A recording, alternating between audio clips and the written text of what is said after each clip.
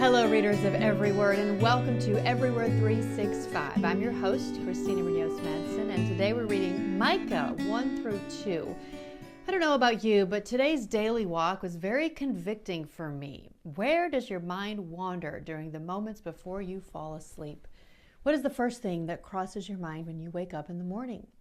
They're easy questions for me to answer. Work stuff or kid stuff. I'm constantly thinking about my work to-do list or how to resolve some issue or how to get everything taken care of that needs to be taken care of with regard to my kids. It consumes me, which is why the next part is so bothersome. Answer those questions honestly, and you'll discover the greatest passion in your life. Yikes! Further proof of how far I still need to go in my faith journey.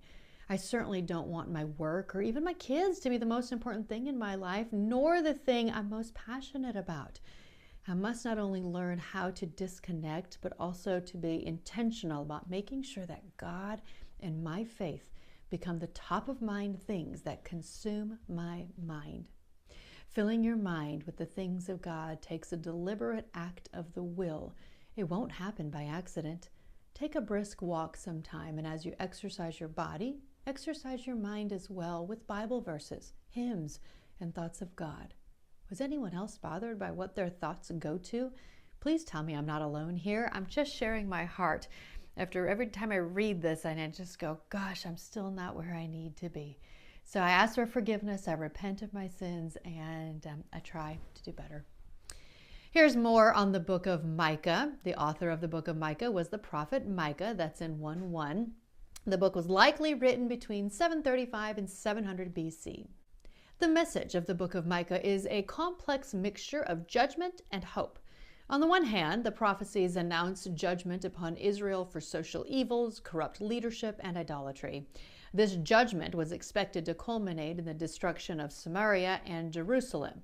On the other hand, the book proclaims not merely the restoration of the nation, but the transformation and exaltation of Israel and Jerusalem. The message of hope and doom are not necessarily contradictory. However, since restoration and transformation take place only after judgment.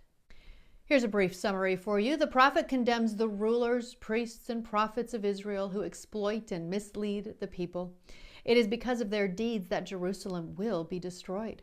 The prophet Micah proclaims the deliverance of the people who will go from Jerusalem to Babylon and concludes with an exhortation for Jerusalem to destroy the nations who have gathered against her.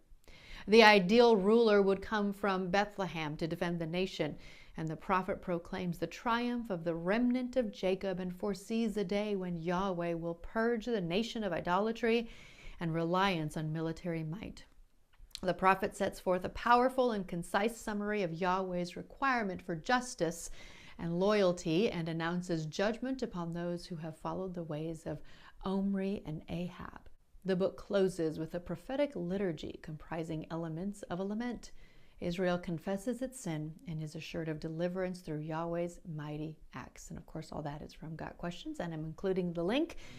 Tomorrow is Micah 3 through 5. Happy reading!